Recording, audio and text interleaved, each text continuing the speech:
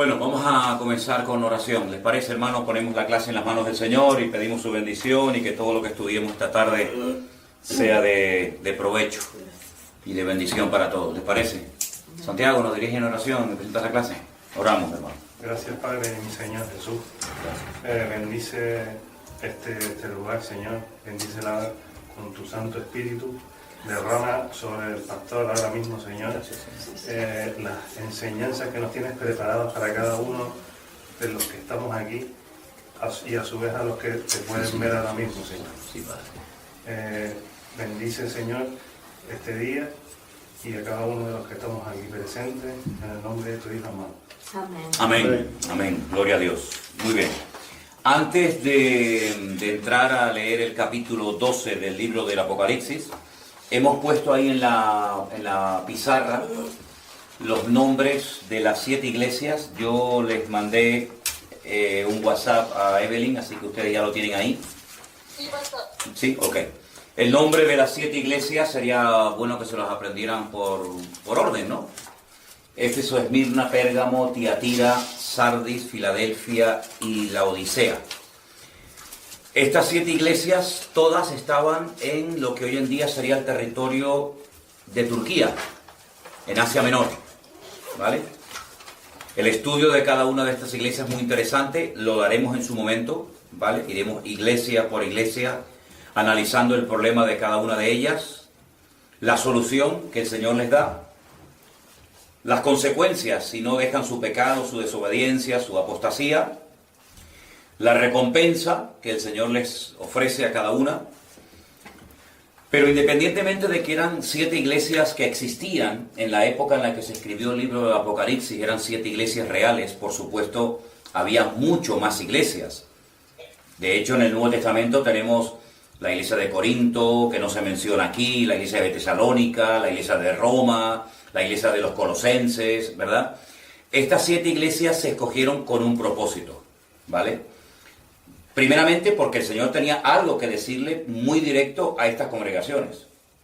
Pero alguien ha especulado sobre por qué el Señor escogió solamente a estas 7 iglesias y no escogió a otras o a más. Y algunos comentaristas dicen que estas iglesias pueden representar en cierto sentido la trayectoria de la iglesia a lo largo de la historia. Tendríamos en primer lugar la iglesia apostólica, la iglesia que va desde el año 30 o desde su nacimiento en el día de Pentecostés hasta el año 100 aproximadamente, y curiosamente es la única iglesia, la iglesia de Éfeso, a la que se le hace referencia o se menciona el tema de los apóstoles. Ya después, ese término, apóstoles, ya no se menciona en ninguna otra iglesia. Por eso algunos consideran que representa en cierto sentido a la primera iglesia, la iglesia que nace en Jerusalén, la iglesia primitiva, la iglesia donde estaban con vida los apóstoles, ¿vale? Ya te digo, ya iremos poco a poco estudiando cada una de estas iglesias, pero digamos que la iglesia de Éfeso podría representar esa primera etapa o esa primera iglesia. La segunda iglesia, la iglesia de Esmirna, es la iglesia que iría desde el año 100 hasta más o menos el 312, un poquito más, un poquito menos. Es la época de la persecución, terribles persecuciones, cantidad de emperadores romanos se dedicaron sistemáticamente a intentar destruir la iglesia, a perseguir a los cristianos. Fue una etapa terrible, terrible. Se encuentra desde el año 100 hasta el 300 y pico, son muchos años, mucho tiempo matando cristianos. Entonces, como se menciona a la iglesia de Esmirna como una iglesia que va a sufrir persecución, pues algunos consideran que puede representar a esa etapa de la iglesia que fue fundamentalmente conocida por unas persecuciones terribles. La siguiente iglesia, la iglesia de Pérgamo, es una iglesia indulgente, una iglesia tolerante, una iglesia que comienza a corromperse internamente, comienza a darle lugar a doctrinas y a ideas muy extrañas, y por eso la iglesia, digamos, de Pérgamo, que va desde el 312 hasta aproximadamente el 606 después de Cristo, ahí comienza el declive de la Iglesia. Ahí comienza la Iglesia a casarse con el Estado. De hecho, un emperador romano llamado Constantino hace que el cristianismo sea la religión oficial del Estado. Ahí comienzan la compra de cargos, ahí comienza, digamos, a meterse los ritos y las ceremonias de antiguos cultos dentro del seno de la Iglesia, y la Iglesia ya a estas alturas no es ni la sombra de lo que era en un principio cuando nació. La Iglesia de Tiatira, la etapa de la Iglesia totalmente paganizada, la Iglesia que se ha metido en el mundo totalmente, ya no hay prácticamente ninguna diferencia. Siempre ha habido un remanente, ¿vale? Siempre ha habido cristianos que se han mantenido firmes al Señor, como en la época del profeta Elías, cuando el profeta Elías le dice al Señor: Señor, me siento solo, estoy solo, no me apoya nadie. Y el Señor le dice: hay 7.000. Hay 7.000 que no han doblado sus rodillas, ¿no?, ante Baal. Siempre ha habido un remanente fiel, gente que se ha mantenido fieles al Señor, a la palabra, a la verdad. Pero fundamentalmente la característica en esta etapa, y está representada por la iglesia de Tiatira, es la iglesia metida en el paganismo total y absoluto. Les voy a dar en las próximas clases todas las cosas que comenzaron a introducirse en la iglesia, en los diferentes concilios, las costumbres que hasta el día de hoy sigue manteniendo y enseñando la iglesia católica, cosas tremendas, ¿no? Y claro, ya la iglesia entra en una etapa de una iglesia prácticamente muerta. La iglesia de Sardis, que le dice el Señor: tienes nombre de que vives, pero estás muerta, ¿vale? Es una etapa tenebrosa, toda la etapa de la Edad Media, ¿vale?, que va casi por 1000 años, una etapa oscura, una etapa de paganismo, de frialdad espiritual, de falsas doctrinas, terrible, terrible. Gracias al Señor hay un rebrote de la iglesia con los famosos avivamientos, y que en cierto sentido la iglesia de Filadelfia puede representar esa etapa de restauración, de volver al origen de la palabra, de volver a la fuente, de apartarse del paganismo, apartarse de las falsas doctrinas, apartarse del culto a Roma, etcétera, etcétera. Y la iglesia de Filadelfia, la iglesia del amor fraternal, eso significa la palabra Filadelfia, es una iglesia que vuelve otra vez a su principio, ¿no?, al despertamiento, a la espiritualidad, a la búsqueda sincera y genuina de Dios y de su palabra.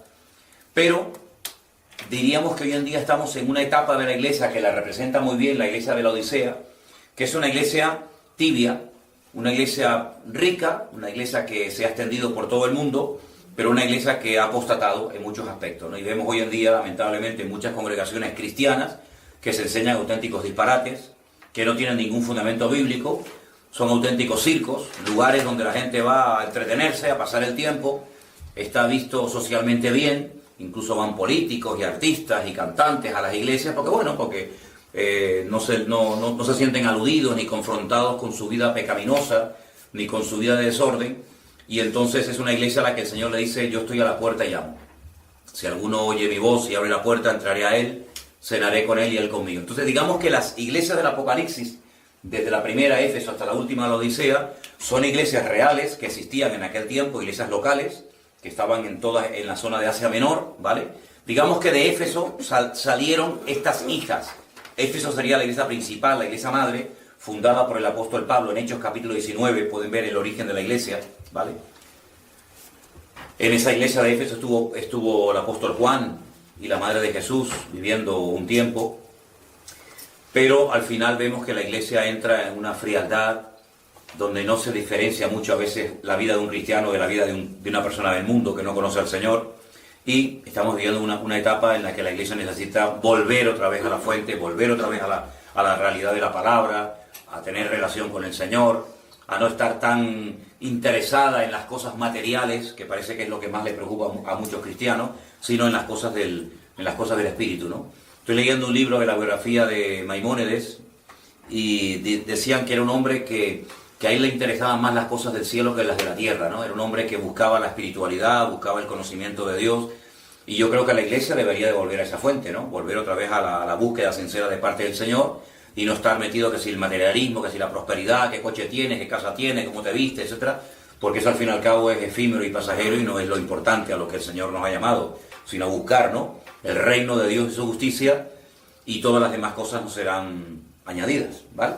Entonces, esto es más que nada para que ustedes se hagan una idea un poquito de lo que puede representar cada una de estas 7 iglesias del libro de Apocalipsis, que ya digo, las estudiaremos en su momento, una por una, Pero ahora quiero llevarles a un capítulo extraordinario, un capítulo un tanto extraño, porque parece como que no pega, ¿no? Dice, bueno, ¿y este capítulo aquí qué nos puede enseñar? Capítulo 12 del libro del Apocalipsis. Vamos a leerlo entero. Yo voy a leer un versículo y uno cualquiera de ustedes lee el siguiente versículo, si les parece, ¿vale? Apocalipsis capítulo 12, titulado La mujer y el dragón. No sé cuánto lo leyeron en casa. Sí, amén. Bueno, pero vamos a leerlo aquí también en la clase. Empiezo por el versículo 1. Apareció en el cielo una gran señal. Eso ya es importante. Una gran señal. Una mujer vestida del sol con la luna debajo de sus pies y sobre su cabeza una corona de 12 estrellas. Versículo 2. Y estando encinta, clamaba con dolores de parto en la angustia del alumbramiento. Vemos que es una mujer que está embarazada y que está a punto de dar a luz. Apareció también otra señal en el cielo. He aquí un gran dragón escarlata que tenía 7 cabezas y 10 cuernos y en sus cabezas 7 diademas. Y su cola arrastraba la tercera parte de las estrellas del cielo y las arrojó sobre la tierra. Y el dragón se paró frente a la mujer que estaba para dar a luz, a fin de devorar a su hijo tan pronto como naciese. Ok, entonces estamos viendo por una parte la mujer, por otra parte el dragón, con sus características, y un niño que está a punto de nacer, cuyo objetivo es destruirlo, acabar con él. Estamos en el versículo 5. Y ella dio a luz a un hijo varón, esto es muy importante, que regirá con vara de hierro a todas las naciones. Y su hijo fue arrebatado para Dios y para su trono. Y la mujer huyó al desierto, donde tiene lugar preparado por Dios, para que allí la sustenten por 1270 días. 60. Ay, 1260 días. 60. Esta expresión ya la conocemos porque hemos dicho que representa una parte de la tribulación, que también se puede llamar tiempos y la mitad de un tiempo, o 42 meses o 3 años y medio, ¿vale? Después hubo una gran batalla en el cielo. Miguel y sus ángeles luchaban contra el dragón, y luchaban el dragón y sus ángeles, que también los tenían, ¿no? El 8. Pero no prevalecieron, ni se halló ya lugar para ellos en el cielo. Y fue lanzado fuera el gran dragón, la serpiente antigua, que se llama Diablo y Satanás, el cual engaña al mundo entero. Fue arrojado a la tierra y sus ángeles fueron arrojados con él. Entonces oí una gran voz en el cielo que decía: ahora ha venido la salvación, el poder y el reino de nuestro Dios y la autoridad de Jesucristo, porque ha sido expulsado el acusador de nuestros hermanos, el que acusaba delante de nuestro Dios día y noche. Versículo 11. Ellos le han vencido por medio de la sangre del Cordero y de la palabra del testimonio de ellos, y menospreciaron sus vidas hasta la muerte. Por lo cual, alegraos, cielos y lo que moráis en ellos. Ay de los moradores de la tierra y del mar, porque el diablo ha descendido a vosotros con gran ira, sabiendo que tiene poco tiempo. Y cuando vio el dragón que había sido arrojado a la tierra, persiguió a la mujer que había dado a luz al hijo varón. Y se le dieron a la mujer las 2 alas de la gran águila, para que volase delante de la serpiente al desierto, a su lugar, donde es sustentada por un tiempo y tiempos y la mitad de un tiempo. Okay. La serpiente arrojó de su boca tras la mujer agua como un río, para que fuese arrastrada por el río. Pero la tierra ayudó a la mujer, pues la tierra abrió su boca y tragó el río que el dragón había echado de su boca. Entonces el dragón se llenó de ira contra la mujer y se fue a hacer guerra contra el resto de la descendencia de ella, los que guardan los mandamientos de Dios y tienen el testimonio de Jesucristo. Uno se pregunta, en primer lugar, ¿qué es lo que el Señor nos quiere enseñar con este capítulo, ¿no? Porque uno dice, bueno, ¿esto qué es literal? ¿Esto es simbólico?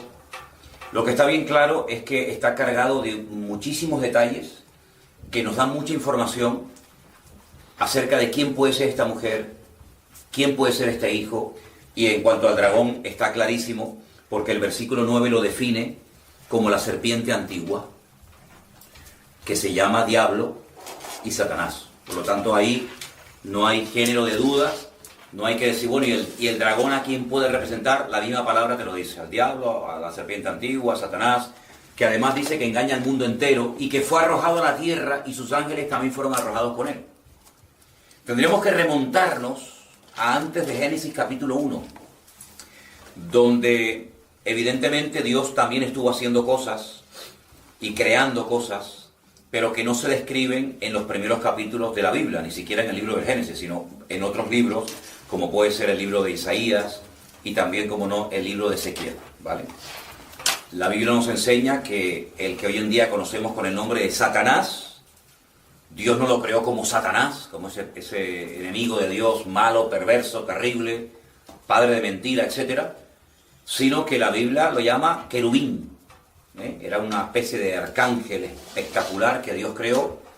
Después, si quieren, podemos leer un poquito la descripción del día que fue creado, donde dice la Biblia que era el querubín protector, acabado en hermosura, el sello de la perfección, lleno de sabiduría, y describe cómo Dios lo vistió, etcétera, etcétera. Pero ese ángel o arcángel se rebela contra Dios, quiere desplazar a Dios de su trono, imponer su dominio, una especie como de golpe de estado. Dios lo arroja de su presencia y lo lanza a la tierra, ¿vale? Junto con muchos ángeles que los conocemos como demonios, ¿de acuerdo? Entonces vemos en este capítulo algo muy importante, y es la realidad del mundo espiritual. Mundo espiritual que a veces se hace visible, mundo espiritual que a veces Dios nos permite ver, pero que en la mayoría de las veces es un mundo totalmente invisible a nuestros ojos naturales. Pero vemos que el demonio, que Satanás, que sus principados, potestades, gobernadores, huestes espirituales de maldad, los ángeles, etcétera, existen, pero en un nivel, en una dimensión que nosotros no hemos sido creados con la capacidad de poder verlos, sino salvo raras excepciones, ¿de acuerdo? Entonces, el tema del dragón está claro, es Satanás, que se para delante de una mujer que está a punto de dar a luz y que lo que quiere es destruir, comerse, devorar al niño para que no nazca. Ahora, el versículo 1 nos da una información muy interesante.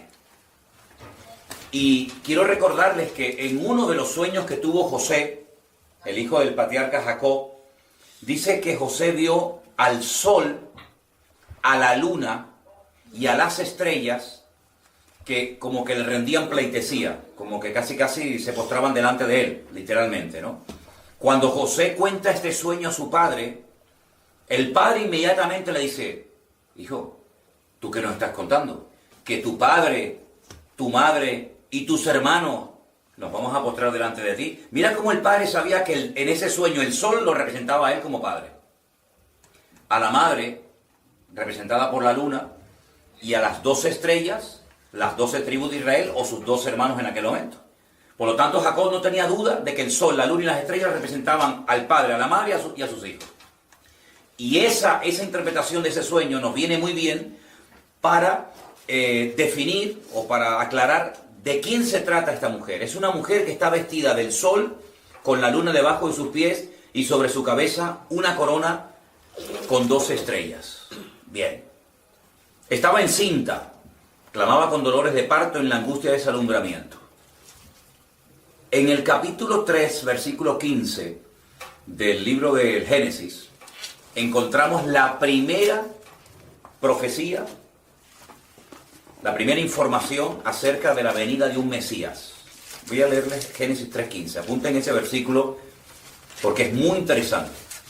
Una vez que el hombre peca, Dios comienza a hablar con la mujer, hablar con la serpiente, hablar con el hombre, y comienza a dictar sentencia diciéndoles lo que van a sufrir, lo que van a experimentar a partir de ese día de la caída, de la desobediencia. Y dice aquí: el Señor le dijo a la serpiente: por cuanto esto hiciste, serás maldita entre todas las bestias y entre todos los animales del campo, sobre tu pecho andarás y polvo comerás todos los días de tu vida. Y dice: pondré enemistad entre ti y la mujer, entre tu simiente y la simiente suya.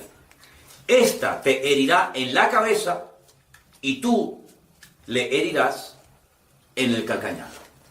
Esa es la primera información que Satanás oye acerca de la venida de un hijo, de alguien que le va a herir en la cabeza a él, pero que a su vez él va a poder herir a ese que va a venir en el calcañar, es decir, en el tobillo, en la parte del pie.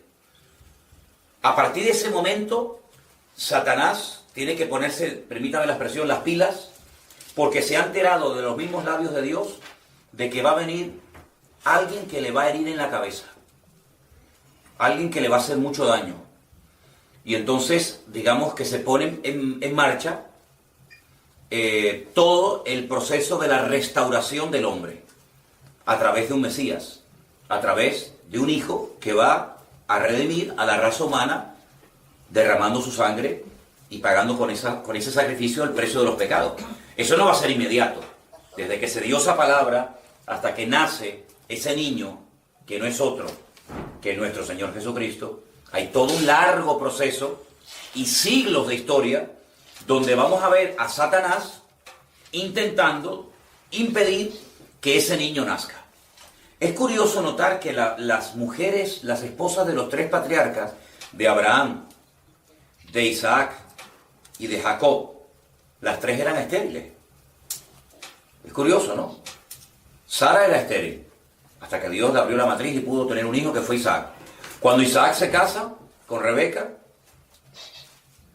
pues su esposo también es estéril. Y él dice que tiene que orar y Dios la sana. Y finalmente, cuando uno de sus hijos, llamado Jacob, se casa y se da cuenta de que una de sus esposas, en este caso Raquel, también es estéril. Sí, es como algo extraño, ¿no? Es, bueno, aquí pasa algo, esto no es normal, que 3 generaciones seguidas las mujeres sean estériles. Y es que vemos la mano negra del diablo tratando de impedir que el niño nazca. Como esta estrategia no le funcionó, nos vamos a Egipto y encontramos que por ahí un día se le ocurre al faraón, nada más y nada menos, en ese intento de destruir que esa simiente, que ese niño nazca, pues es el político de turno y el diablo lo va a utilizar para ponerle en el corazón que ponga un edicto que haga matar a todos los niños, no a las niñas, porque Satanás sabe que el Mesías va a venir en forma de varón, no en forma de hembra, de niña, y murieron muchos niños en el río Nilo. Pero sabemos que en la historia, cómo el Señor protegió de una forma sobrenatural a Moisés. Es curioso ver cómo a lo largo de toda la historia, desde Génesis 3:15 hasta que nace el Señor Jesucristo, todos los intentos y estratagemas del diablo por impedir que el niño nazca. Fíjate incluso que cuando el mismo Señor Jesucristo nació, volvió a poner nuevamente en el corazón del líder de turno de Herodes que volviera a matar a los niños.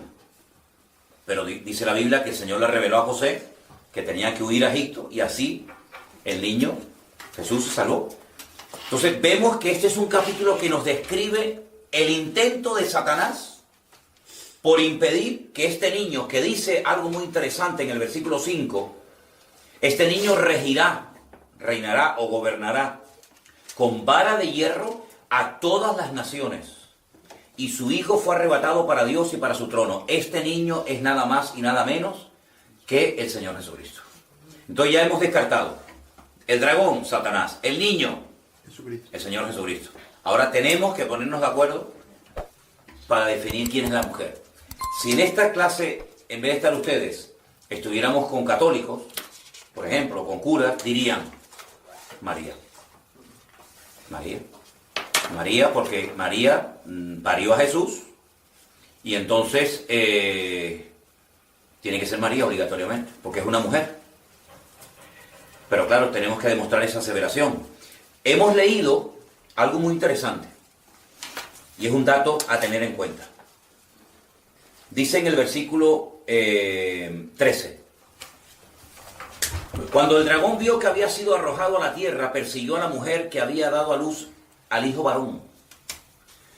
Y se le dieron a la mujer las 2 alas de la gran águila, una forma de huir rápidamente, para que volase delante de la serpiente al desierto, a su lugar, donde es sustentada por un tiempos y la mitad de un tiempo. 3 años y medio. La serpiente arrojó de su boca tras la mujer agua como un río, y todo tipo de persecuciones y de calamidades para que fuese arrastrada por el río. Pero la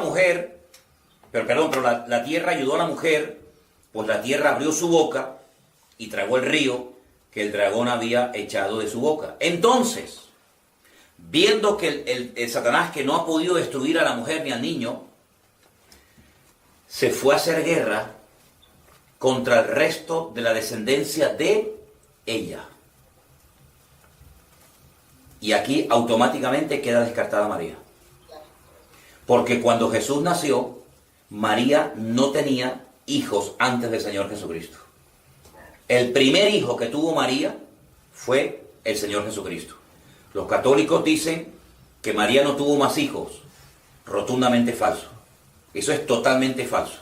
Eso es como para querer darle, no sé, más importancia de la que la Biblia le da. Dicen que no, que ella no tuvo más hijos, que ella fue virgen toda su vida, etcétera, etcétera. Pero eso no es lo que dice la Biblia. Eso es falso, eso es rotundamente falso. Eso es una herejía. María tuvo más hijos. Ahora, lo que dice es que cuando no pudo matar con el niño, fue a hacer guerra contra el resto de la descendencia de ella. Y ese resto de la descendencia de ella tiene una característica, es dice que guardaban los mandamientos de Dios y tienen el testimonio de Jesucristo. Ahí algunos ven al pueblo de Israel y algunos ven a la iglesia. A los que han aceptado a Cristo y que en ese momento ya creían en el Señor. Bueno, ahí hay diferentes opiniones. Pero lo que sí quiero que tengamos bien claro es que la mujer no es ni la iglesia, como algunos han dicho, porque la iglesia no pare a Cristo. Por allá había un pastor, o hay un pastor en la península, y dice, no, esta mujer representa la religión, representa a la iglesia muerta, la iglesia religiosa. Rotundamente falso. Rotundamente falso, porque una iglesia muerta, una iglesia religiosa, no ha parido a Cristo. Además, la iglesia no parió a Cristo, al contrario, Cristo fue el fundador, dice, yo edificaré mi iglesia. La iglesia no ha parido a Cristo. Si no es la iglesia, y no puede ser María, por el versículo que acabamos de leer, entonces sí o sí, esta mujer se trata del pueblo de Israel. El pueblo de Israel que recibe la promesa, vamos a decir que queda embarazada de esa promesa maravillosa de redención de la raza humana a través del Hijo que va a parir, que es nada más y nada menos que el Señor Jesucristo. Y no nos olvidemos que el Señor Jesucristo a la mujer samaritana en Juan capítulo 4 le dice que la salvación viene de los judíos. Entonces Israel fue el que recibió la bendición de tener una tribu, que era la tribu de Judá, a través de la cual viene el Mesías, y a través del Mesías viene la redención a toda la raza humana. Entonces la mujer es Israel, el Hijo es el Señor Jesucristo, el dragón es Satanás. ¿Vale? Es un capítulo que está en medio de dos capítulos muy interesantes, como el 11 de los dos testigos y el 13 de las dos bestias, para mostrarnos los conflictos por los cuales tuvo que pasar el pueblo de Israel para que pudiera llegar a nacer el Señor Jesucristo, lo cual no fue nada fácil. ¿De acuerdo? Ahora bien, aquí dice que el niño regirá las naciones con vara de hierro. Quiero llevarles a Lucas, y quiero que apunten estos versículos, los hermanos que nos están escuchando y viendo. En el Evangelio según San Lucas, la madre de Jesús recibe una visita muy interesante, que es la del arcángel Gabriel. El arcángel Gabriel, que ya había aparecido en el libro de Daniel, en el Antiguo Testamento,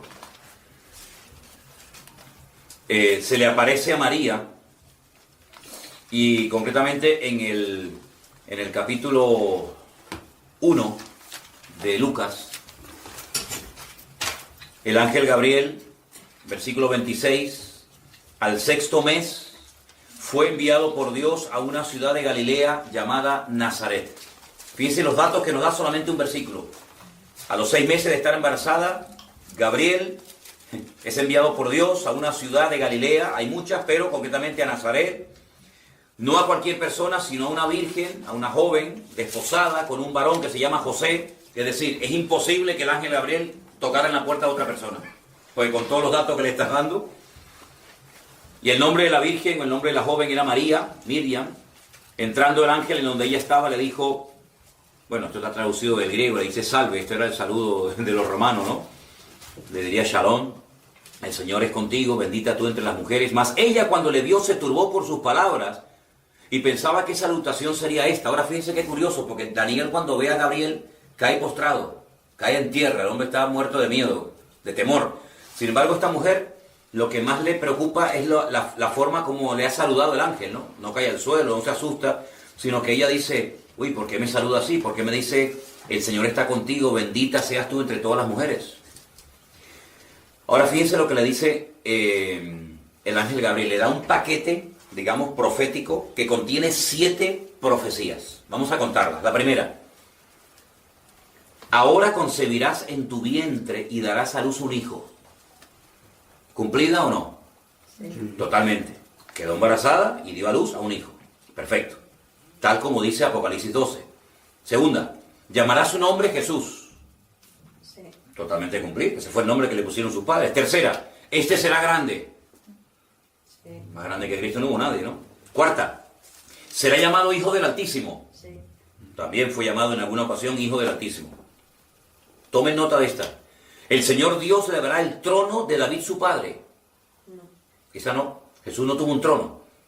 Jesús cuando estuvo en este mundo no vino como rey, vino como siervo sufriente, según la profecía de Isaías capítulo 53.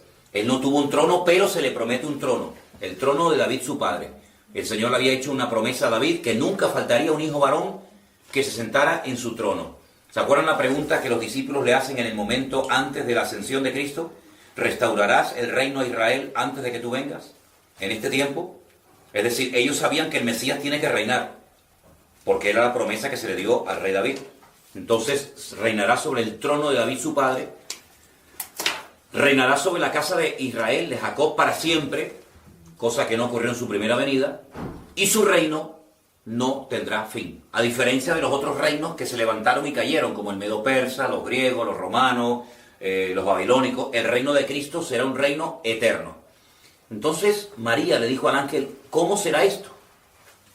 Esto es muy fuerte, lo que está recibiendo esta mujer aquí es tremendo, porque yo no conozco varón, yo estoy comprometida, aún no estoy casada. Y el ángel le dice, el Espíritu Santo vendrá sobre ti, el poder del Altísimo te cubrirá con su sombra, por lo cual también el santo ser que nacerá será llamado Hijo de Dios.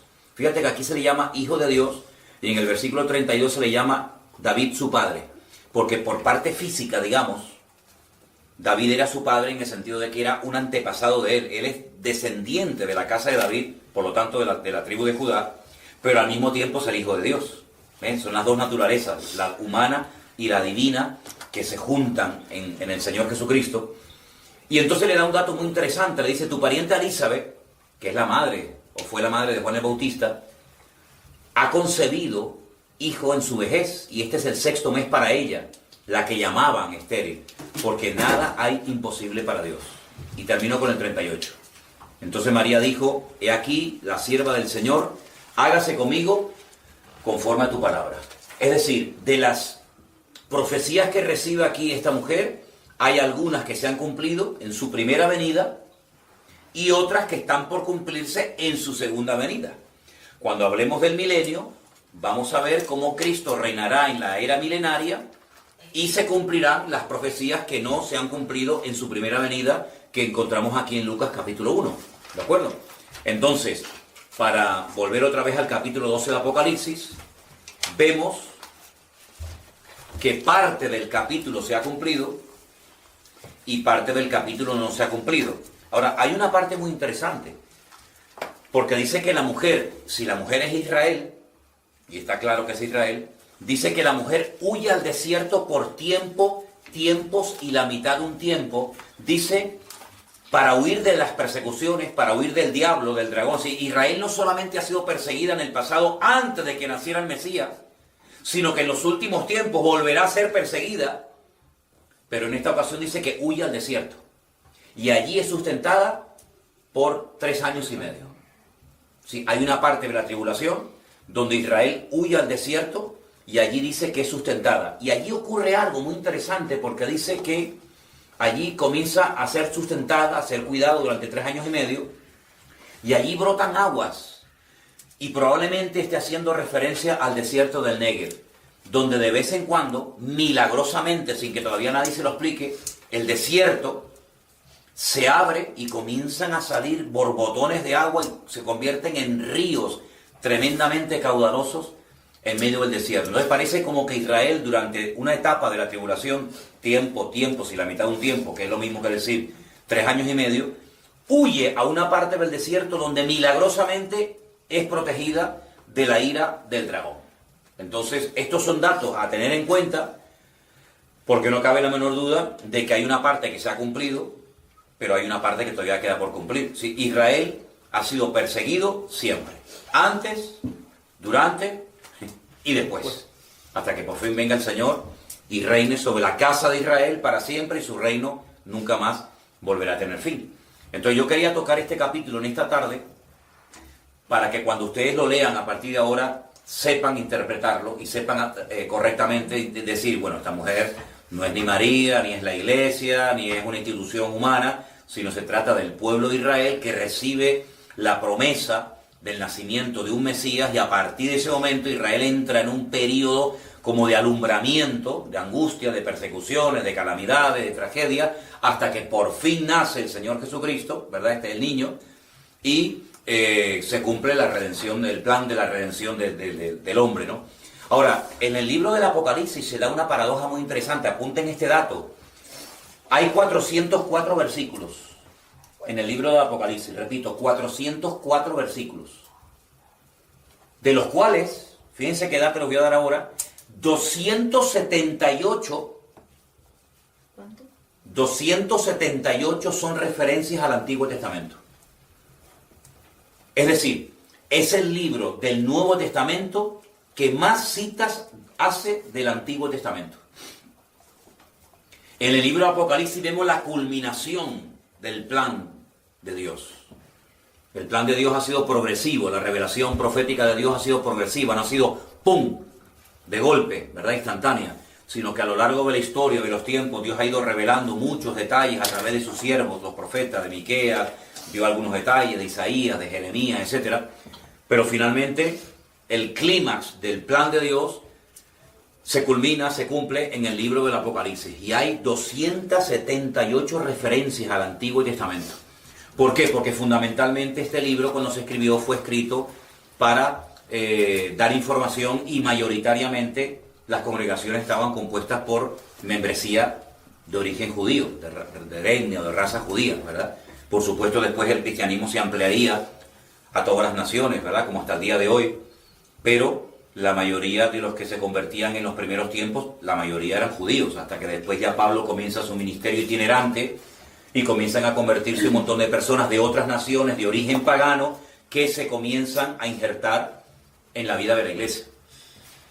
Vamos a encontrar expresiones como judíos, gentiles, inconversos, ¿verdad?, en la Biblia, y hay que saber definir estos grupos de quién se trata, ¿vale? Dios tiene un solo pueblo que está formado por todas las naciones, tribus y lenguas de todas partes del mundo. Evidentemente Dios no te va a pedir el pasaporte cuando llegues al cielo, el ser judío, pues si tú no aceptas a Cristo, dice, todos pereceréis igualmente, ¿sí? Es decir, el judío también necesita aceptar y reconocer a Cristo, al Mesías, porque es el camino, es la verdad y es la vida, y nadie va al Padre sino solamente a través de Cristo, ¿vale? Es el medio de salvación, no hay otro mediador, no hay otro intercesor entre Dios y los hombres más que Jesucristo, no hay otro nombre bajo el cielo dado a los hombres a través de que se pueda ser uno salvado más que a través de Cristo, ¿verdad? Pero no cabe la menor duda de que cuando uno viene a Cristo viene con su identidad nacional. Si uno es dominicano, otro es cubano, el otro es argentino, el otro es judío. Entonces dice Pablo, ¿y qué ventaja entonces tiene el judío sobre el griego? Cuando se habla del griego se refiere a todo al mundo gentil. No va a decir, bueno, el judío, el español, el árabe, no, sino dice judíos y griegos. Y ahí en el concepto griego entran todos los gentiles, digamos, ¿no? Dice, ¿qué ventaja tiene? Y dice, pues tiene muchas. El judío tiene muchas ventajas. Primero, porque la mayoría de ellos han sido criados de su más tierna infancia en la palabra. Y la mayoría de la gente que no han sido criados en la palabra, pues han sido criados, sabe Dios, en el ateísmo, en el materialismo, o sabe Dios qué cosa rara. El judío fue el portador de la palabra. El judío estudia la Biblia como una asignatura más en la escuela. ¿Por qué? Porque la historia del pueblo de Israel está ligada sí o sí, creas o no, a la historia de la Biblia. Dice, bueno, ¿ustedes de dónde vienen? Bueno, nuestro padre Abraham se casó con Sara, tuvo Isaac tuvo a Jacob tuvo las 12 tribus de Israel. Entonces la historia bíblica es la historia del pueblo de Israel. La historia nuestra, pues si el Cid Campeador, que si Simón Bolívar, que si fulanito, que si menganito, pero la historia del pueblo de Israel está totalmente ligada a la historia de la Biblia. Entonces tienen una serie de ventajas, porque para ellos la Biblia no es un libro desconocido, las fiestas, los profetas, para ellos es como el pan nuestro de cada día, pero eso no significa de que por tener ese privilegio, ese conocimiento, el haber sido escogidos como el instrumento para que a través de ellos viniera el Mesías, ya son los mejores del mundo, sino necesitan exactamente igual que cualquier otro que no es judío, convertirse y salvarse a Cristo. Cuando esta gente, muchos de ellos se conviertan, y muchos ya se están convirtiendo, claro, tienen un conocimiento bíblico que el que empieza, que no ha sido criado en la palabra, no tiene. Claro, tú tienes que aprenderte nombres como Abraham, Moisés, Isaías, Jeremías, y qué es esto y qué es aquello, pero es que él ya lo sabe, porque él ha sido criado. Ellos celebran la fiesta de la Pascua, tal y como dice la Biblia, la fiesta de los tabernáculos, la fiesta del Yom Kippur, la fiesta de, en fin, tantas celebraciones que son de origen bíblico, que el que no ha sido criado en esa cultura, pues las ignora y tienes que empezar de 0, 0, 0. Pero sin embargo, y encima con la ventaja de que pueden leer la Biblia en su idioma original. Que eso es otra ventaja más añadida, ¿no?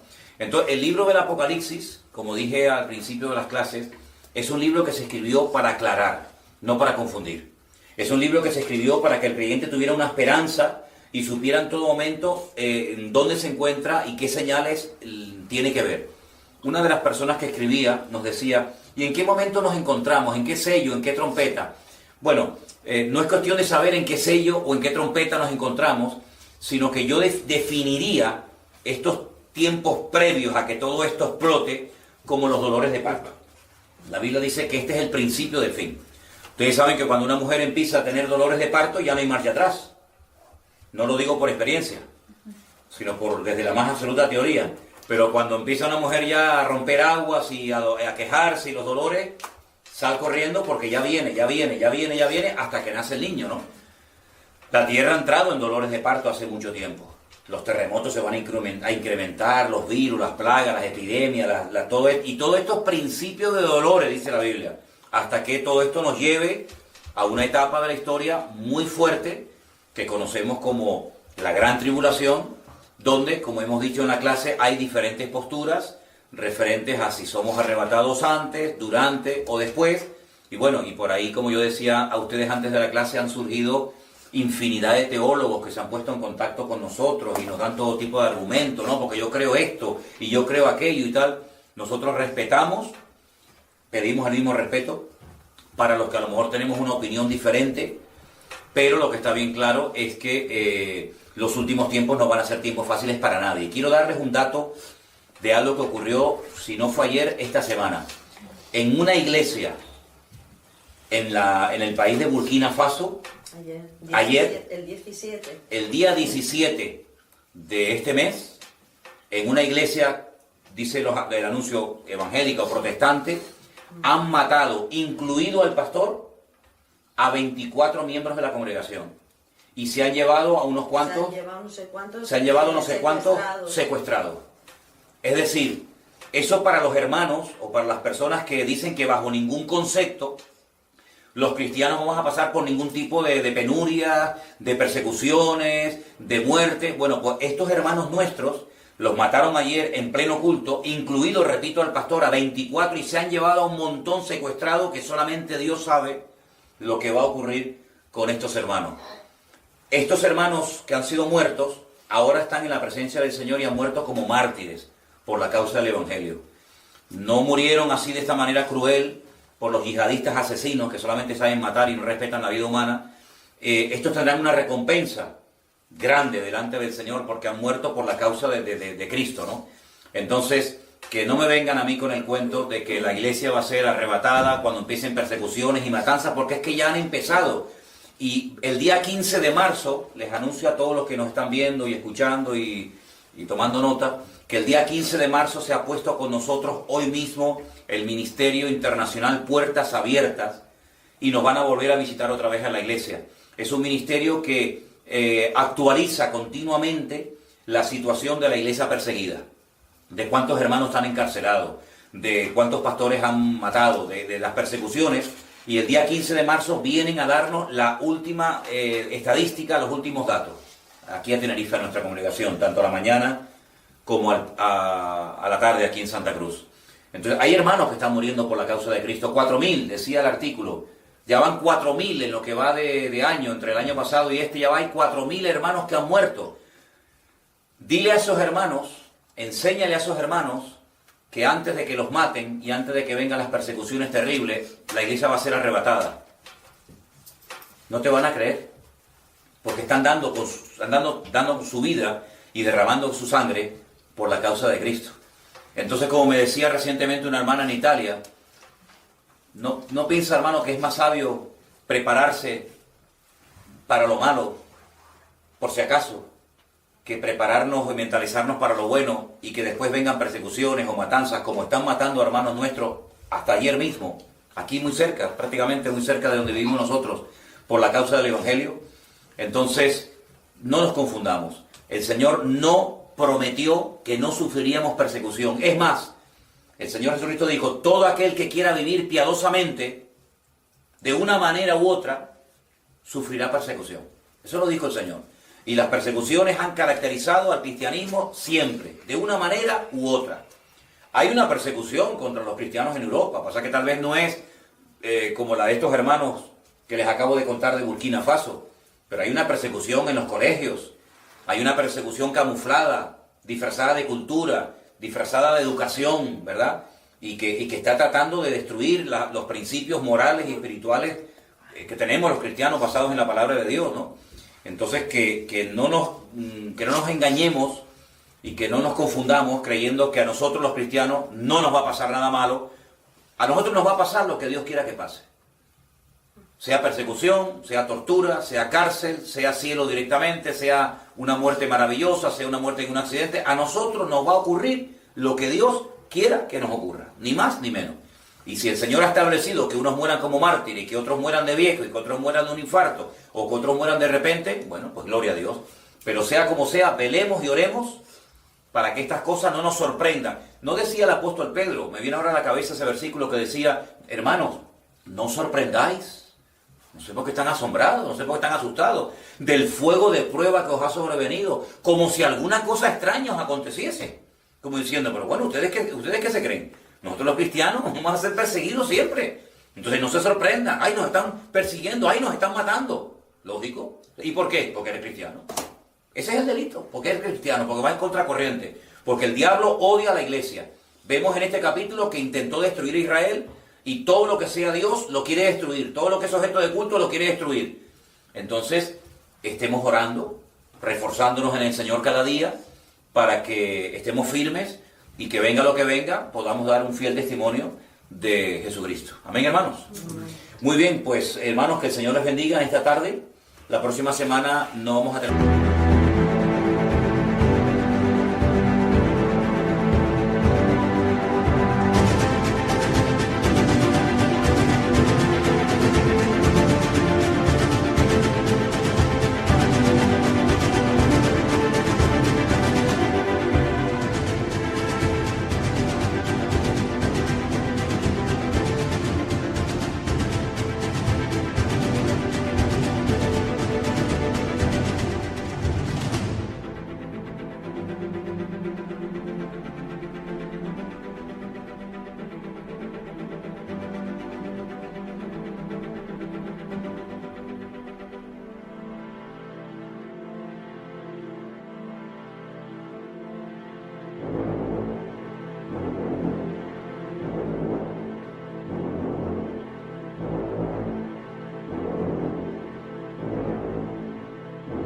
clase porque estaremos viajando a Israel, pero la primera clase que vamos a tener la tendremos el primer martes de marzo, día 3, se grabará y después se pondrá a continuación. No se sorprendan si la semana que viene no ven la clase, van a ver esta que hemos hecho hoy, porque ya te digo, estaremos en Israel, ¿de acuerdo? Que el Señor les bendiga, gracias a todos los que han estado con nosotros, y ahora vamos a terminar nosotros aquí orando por nuestros hermanos de Burkina Faso, sobre todo por los que han sido secuestrados, para que el Señor les dé fortaleza y les dé de su gracia y de su amor, para que puedan resistir todo lo que tengan que pasar. Oramos al Señor. Padre Celestial, te damos muchísimas gracias por el estudio de tu palabra, por la fortaleza que nos dan las promesas de la Biblia, por la presencia tuya y de tu Espíritu Santo en nuestros corazones. Queremos orar de una forma especial en este momento por nuestros hermanos que han sido atacados, que han sido llevados secuestrados por estas personas que han entrado violentamente y han matado a tantos hermanos nuestros en esa iglesia en Burkina Faso. Te pido, Señor, que cuides a nuestros hermanos, que les des una fortaleza sobrenatural, que les ayude, Señor, en momentos de humillaciones o de vejaciones o de cualquier cosa, que pronto sean puestos en libertad. Y que si tú has permitido que sean secuestrados y algunos de ellos que mueran por tu causa, que no nieguen tu fe y que sean fuertes hasta el último momento, fieles hasta la muerte, y tú les darás la corona de vida. Guarda tu iglesia en África, guarda tu iglesia en Europa, guarda tu iglesia en el mundo entero, y que velemos y oremos, Señor, porque los tiempos finales serán tiempos difíciles, tiempos peligrosos, pero tu fortaleza será mayor, y nos agarramos a ti, a tu palabra, sabiendo que tú nunca nos vas a abandonar, sino que tu palabra siempre estará a nuestro lado, y tu consuelo, tu aliento, tu ánimo, siempre estará en nuestros corazones. Pedimos la bendición para esta clase, para los que la van a ver, los que la van a compartir con otras personas que viven lejos. Ayúdanos a estar firmes en la fe, a estar firmes en tus palabras, en tus caminos. En el nombre de tu amado Hijo Jesús. Amén. Y amén. Que el Señor les bendiga, hermanos.